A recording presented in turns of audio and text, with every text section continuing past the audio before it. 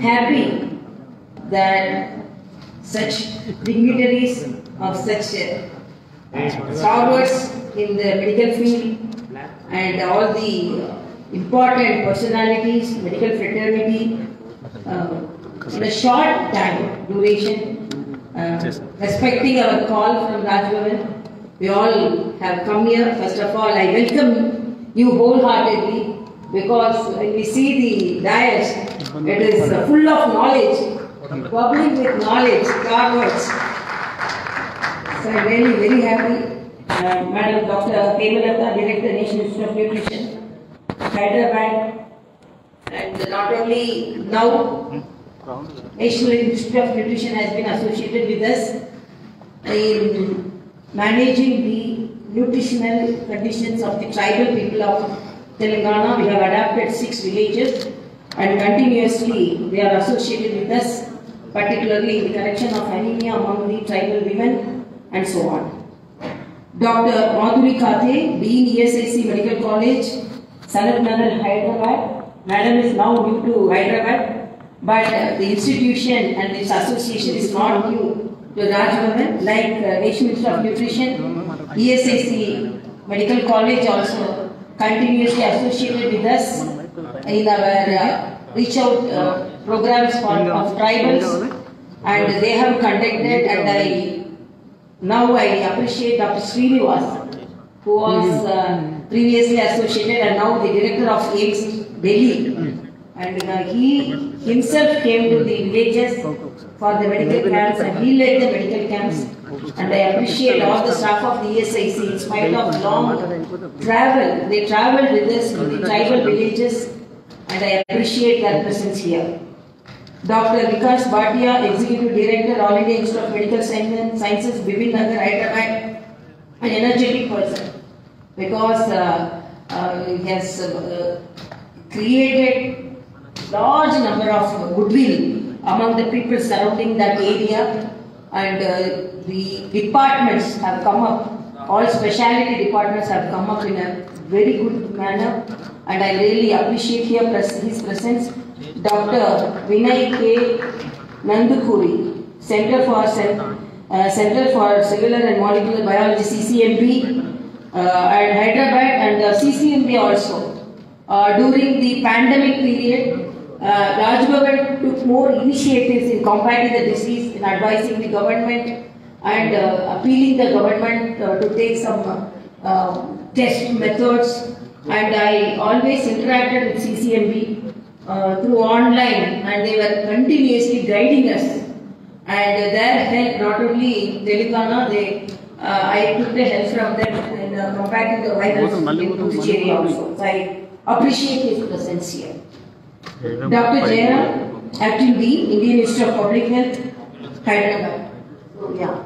His presence is highly appreciated. And Dr. Shashi Balasi, Director, National Institute of Pharmaceutical Education and Research. Madam's presence also, because recently also our Honorable Prime Minister has said India has become the hub for the pharmaceuticals, particularly Hyderabad is the pharmaceutical hub, and during pandemic we all know how the pharmaceutical industry helped us in treating the virus. And my respects to Dr. B. Shamanna, Senior Professor, Medical School, University of Hyderabad, and I really appreciate your presence. Dr. Raghuram, Director, KIMS, Usha Lakshmi Foundation, Padma Awardee, and his association also, because of his initiatives, we took forward the prevention of cancer and awareness cancer program, and first time Raj Bhavan turned pink because of his initiatives. Raj Bhavan turned pink only for cancer awareness. So he is the cause of that. And Dr. Ahmed, he is the Director in charge, National Research Institute of Unani Medicine for Skin Disorders. And I want to associate, if it is integrated medical practice. Even though I am an allopathy doctor, I am very interested in integrated medical health, so I am really very happy that you are also participated in this program. And the main reason for this program is the budget is aptly described as the Amrit Kaal budget. The next 25 years, the period until we celebrate our 100 years of independence in 2047, is called the Amrit Kaal.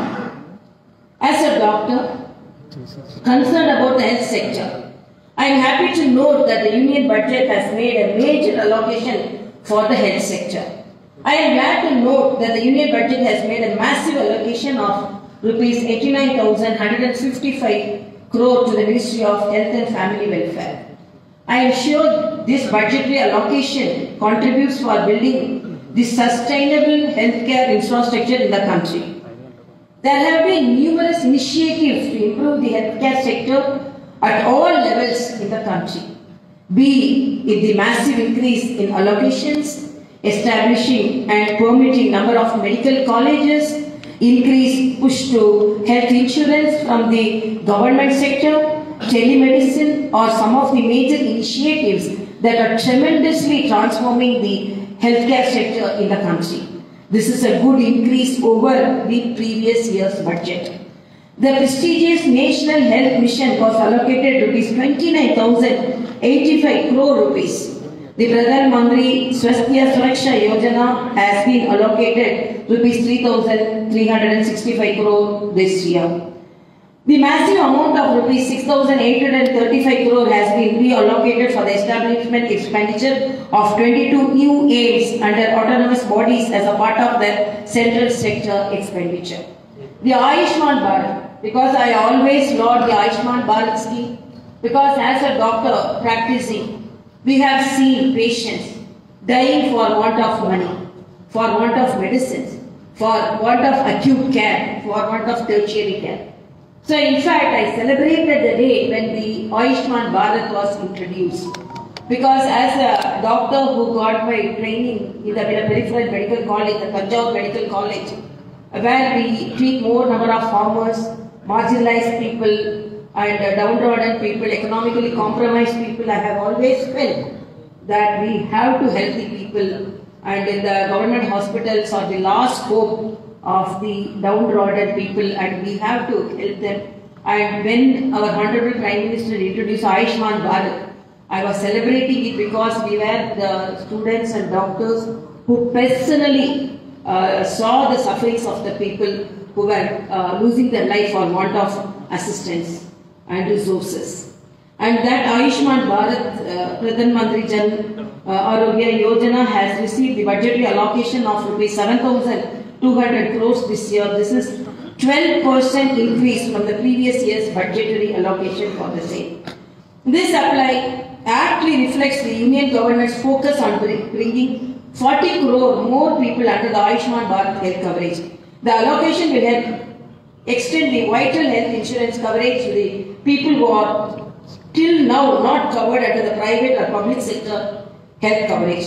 The increased allocation to Ayushman Bharat is expected to give a big boost to the investments in the healthcare sector in the country. With an objective to give a big push to the human resources for health and medical education, the Union budget has allocated Rs 6,500 crore.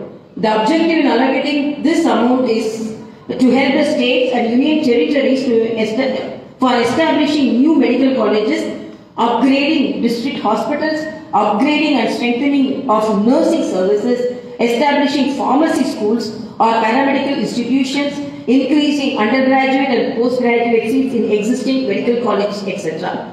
I am confident that this will contribute for strengthening of the medical education and services. A major boost is also being given to the nursing sector in the country, and this is in tune with the establishment of 157 new nursing colleges.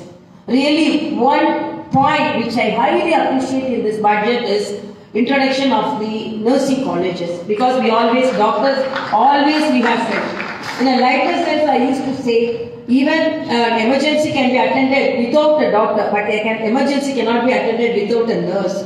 So the amount of support we get, and as medical students, we all know, we learned our injection, we learned our dressing, and we learned our incision, and we learned our sutures, everything from the nurses. The dedicated nursing staff and nursing fraternity really helped the medical field, and the introduction of a need of the Indian nurses are appreciated. Not only doctors, Indian nurses and Indian paramedics are appreciated all over the world. They need the nursing staff, and there is a high demand for the nursing staff not only in the country, in the international level also. I am hopeful that the initiative of making some select ICMR labs to be made available for research will open the avenues for encouraging the collaborative research and innovation. The launch of Unified Skill India digital platform will surely expedite the aggregate public and private sector and academic institutes to provide healthcare skilling courses, which is in need of the hour. This will promote multidisciplinary approach. And lot more I have prepared, but I don't want to take the time of the stalwarts who have come here, and they are great medical academicians who have come here to share their views, and I value their views. So I complete my speech by telling I would like to remind you all of the 7 core priorities that are known as Saptarishi, or inclusive development, reaching the last mile, infrastructure and investment, unleashing the potential, green growth, youth power and financial sector. I am sure the country is firmly on its path in making some giant strides in healthcare sector and ensuring the massive infrastructural qualitative boost to the medical and healthcare sector. I really thank our Honorable Prime Minister and our Health Minister and our Finance Minister for a good budget, and this budget definitely will improve the health sector in our country.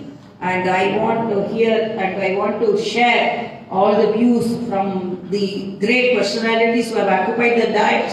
And if at all any, not only assessing and analyzing the budget, if at all you find anything to be done, we can always write to the government so that this all needed more for the healthcare sector. So that is also you can project. It's not only, and if at all you need more to be told, not only appreciating, if you want to highlight some points which should be focused more than which was focused now, that also you can freely tell, because our aim is to reach out the public with a good medical infrastructure. Thank you so much.